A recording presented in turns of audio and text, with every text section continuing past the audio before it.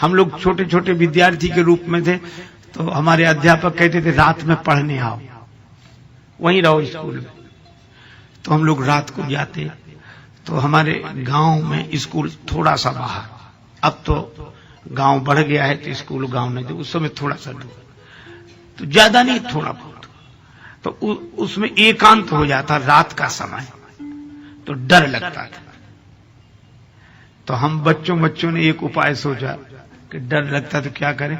बस बोले जैसे गांव से बाहर निकलो डर लगने लगे तो गाना शुरू कर दो, और गाते हुए गाने में मन लग जाता, तब तक वो जगह निकल जाती है। इसका अर्थ यह है कि गीत से इतना भर दो, गाने बजाने से इतना भर दो, अपनी जिंदगी जीवन को संगीत बना लो।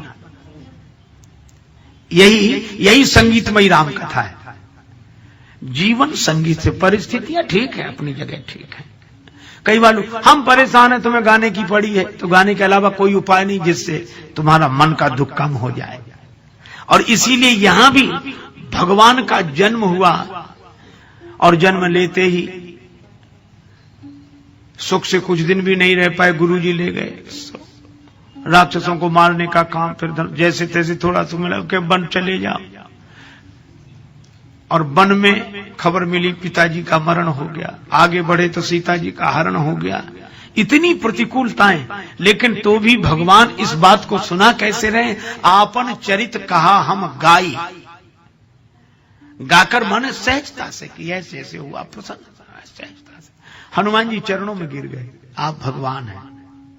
क्यों? बोले ऐसी परिस्थिति हमारे सुग्रीव की है, आप दोनों की परिस्थिति एक जैसी है, बिल्कुल एक जैसी है। कैसे? बोले आप अपने छोटे भाई के लिए राज्य छोड़कर आए हो, उसके बड़े भाई ने उसका राज्य छुड़ा लिया है। आप भी वन में, वो भी वन में। आपकी भी पत्नी का हरण हो गया, उसकी पत्नी को बाली नहीं छुड़ा लिया। लेकिन हम देखते हैं कि वो इतना परेशान रो रहा है, उसके शरीर में फोड़े ही फोड़े हैं, तन बहु व्रण चिंता जर छाती, और एक आप है, आपन चरित कहा हम गाई। तो बोले हम समझ गए कि आप इंसान के रूप में भगवान हैं, आप भगवान हैं। हनुमान जी चरणों में देखो, राम जी ऐसी परिस्थिति में भी बैठे परम प्रसन्न कृपाला, आपन चरित कहा हम गाई। और भगवान कृष्ण जन्म लिया, अंधेरे में लुक छिप कर आए, और रात में माँ बाप के पास रात भर नहीं रह सके, दिन तो जाने दो। जन्म लेते ही माँ छूटे, पिता छूटे, और दूसरे गांव में आकर रहे। कहीं जन्म, कहीं जन्मोत्सव। और उसके बाद थोड़े बड़े और पालने में ही पड़े थे। पूतना आई मारने के लिए, फिर एक से एक राक्षस आए। इतना ये सब होने के बाद फिर कहा गोकुल छोड़ो, कंस के अत्याचार बढ़ रहे हैं। गोकुल गांव छोड़ना पड़ा। पहले तो जन्म स्थान छूटा, माता पिता छूटे, और फिर दूसरे के गांव में लालन पालन पोषण हुआ, दूसरों ने किया। और उसके बाद मारने की चेष्टाएं हुई, जैसे तैसे बचे तो गांव छोड़ना पड़ा। वृंदावन आके रहे, सब ब्रजवासी वृंदावन इकट्ठे होकर रहे। आप देखो उसके बाद भी वृंदावन में श्री कृष्ण क्या करते हैं, बांसुरी बजाते हैं। इतनी प्रतिकूलताओं में भी जो चैन की बंसी बजा सके वो इंसान नहीं, भगवान ही है। इसीलिए हम लोग राम को भगवान कहते हैं, कृष्ण को भगवान कहते हैं, श्री राम श्री कृष्ण। इसका अर्थ है कैसी भी परिस्थितियां आए आगे बढ़ो, यही भारत का आदर्श है। क्या रोना होना, थोड़ा ठीक है, जो है सो ठीक है, गाते हुए मुस्कुराते हुए आगे बढ़ो। इसीलिए राम जी गाकर माने प्रसन्नता के भाई ऐसा ऐसा हुआ। कोई हनुमान जी ने कहा कि चिंता मत करो, हम मिलाएंगे आपको। सुग्रीव जी से मिलाया। अच्छा देखो, प्रतिकूलता ने फिर भी पीछा नहीं छोड़ा।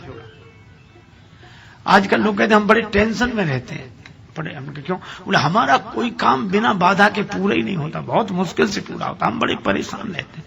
हमने कहा किसका काम हो गया? राम जी का हुआ, बिना बाधा के पूरा हुआ हो तो बताओ। सुग्रीव से मित्रता की।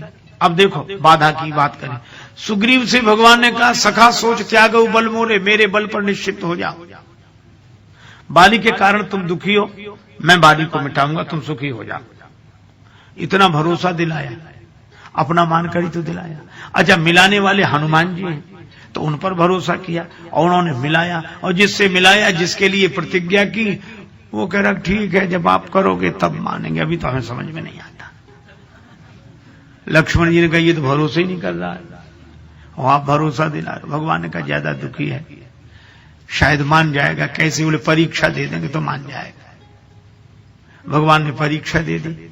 अच्छा, उसके बाद भरोसा हो गया। बाली बधव इन भई परतीति। अब मित्र ही ऐसा व्यवहार करे, जरा ये तमाशा देखो। विश्वास होगा कि मार डालेंगे बाली को, तो कम से कम भगवान को धन्यवाद बोलना चाहिए कि नहीं? प्रसन्न हो जाना चाहिए कि अरे प्रभु अब हम प्रसन्न हो गए, अब हमें भरोसा, अब आप मार डालेंगे, अब हम निश्चिंत हैं। अरे आपकी बड़ी कृपा, आपकी बड़ी कृपा, आपकी।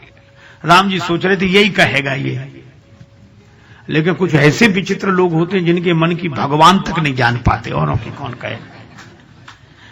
राम जी ने इतना किया, उसके बाद बोला क्या? सो सुनो सुग्रीव जी क्या बोले।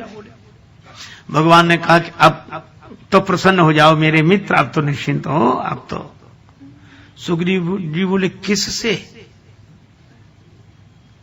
कहा अपने शत्रु से। अरे काई शत्रु मित्र दुख सुख संसार में भासते हैं, यथार्थ में है नहीं, सब सपना है। बात बड़ी ऊंची कर रहे हैं और बात सच्ची कर रहे हैं।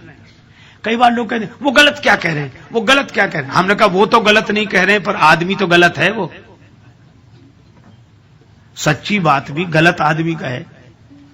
तो सुग्रीव जी बात तो सच्ची कह रहे हैं कि सुख दुख शत्रु मित्र ये सब प्रातिभाषिक सत्ता है, इनकी पारमार्थिक सत्ता नहीं है, भासते हैं नहीं, बात सही कह रहे हैं। लेकिन इनसे पूछो कि थोड़ी देर पहले जब तुम रो रहे थे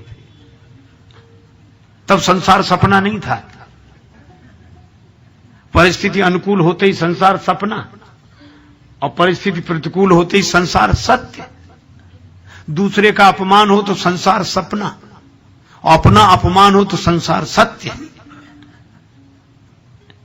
भगवान को हंसी आ गई। कब बाली तुम्हारा शत्रु है? नहीं, बाली तो हमारा परम हितैषी है। पूरा इलाज ही उल्टा हुआ। अंदाज कुछ था, कुछ हुआ। कई बार अंदाज उल्टे पड़ी जाती, भगवान तक का अंदाज उल्टा हो गया। उनको अंदाज था ये प्रसन्न हो जाएगा, उन्हें क्या पता कि प्रसन्न परेशान खुद होगा और हमें भी करेगा। एक आदमी को कम सुनाई पड़ता था। पुराने जमाने की गांव की घटना, मशीन थी नहीं, इसलिए एक लड़के को ले जाते कि वो सामने वाला कुछ बोले तो तुम जोर जोर से बताना कि ये क्या कह रहा है। तो जाने लगे अपने मित्र बीमार थे देखने। लोगों ने कहा वो बच्चा तो है नहीं। बोले क्या जरूरत, वहां कौन सी बड़ी भारी बातें करनी, देखने ही तो जाना है। दो चार बातें वो कहेंगे, हम जवाब दे देंगे। बोले कैसे दोगे? बोले अंदाज से। अब अंदाज उन्होंने बनाया कि हम पूछेंगे तबीयत कैसी है, तो प्राय लोग कहते अब ठीक है, पर वहां उल्टा हो गया मामला। वो गए और भैया तबीयत अब कैसी है? वो खुद जोर से, क्योंकि जो ऊंचा सुनता वो धीरे बोल ही नहीं सकता, उसको लगता है कि सब ऐसे ही सुनते होंगे। तो अब तबीयत कैसी है? सो बोला क्या बताएं, मर रहे हैं। अब इनको सुनाई तो नहीं पड़ा, इन्होंने समझा, अब कह रहे हैं कि पहले से ठीक है। सो बोले भगवान की बड़ी कृपा है, सब कुछ जल्दी हो जाएगा। मित्र को बड़ा बुरा लगा कि हम मर रहे हैं, ये कह रहे हैं भगवान की कृपा है, तो खींच गया बुरी तरह। तब तक उन्होंने पूछा कौन से डॉक्टर का इलाज चल रहा है? तो धीरे से बोला यमराज का। तो इसको सुनाई तो पड़ा नहीं, से सोचा डॉक्टर का। अरे क्या कहना, वो डॉक्टर तो बहुत अच्छे, उन्होंने कई मरीज ठीक कर दिए, रोज उनका अस्पताल खूब चलता है, तुम्हें भी बहुत जल्दी ठीक कर देंगे। अब उस मित्र को और बुरा लगा, तो कहा खाने को क्या बताया? तो और ज्यादा नाराज हो गया। तो बोला पत्थर। तो बोला अच्छा, वो तो बहुत हल्का भोजन होता, आराम से पच जाता है, ठीक है। अब अंदाज उल्टे पड़ जाते हैं। एक आदमी के दांत में दर्द था तो डॉक्टर के पास गया, डॉक्टर साहब हमारे दांत में बहुत दर्द है, निकाल दीजिए। डॉक्टर बोला शून्य करने की व्यवस्था नहीं है, दांत दर्द होगा लेकिन सह ले, हिम्मत नहीं। अब डॉक्टर बहुत सोचे कि इसको हिम्मत भी नहीं है, दांत निकलवाना भी है। नशा करते हो? हाँ, कभी कुछ पी लेते हैं। डॉक्टर बोला गलत चीज का सही उपयोग, इसे पिलाओ, नशे में निकलवा लेगा। पिलाया, दांत निकलवाने की हिम्मत आई, बोले थोड़ी थोड़ी आई, डॉक्टर बोला और पिलाओ, और पिलाया, अब नशे में। डॉक्टर ने कहा अब तो दांत निकलवाने की हिम्मत आई, तो बड़ी बड़ी आंख कर खड़ा हो गया। बोला अब देखें किसकी हिम्मत है जो हमारे दांत में हाथ लगाता है। अब बोलो, अंदाज उल्टे, उपचार उल्टे पड़ जाते, समय होता है।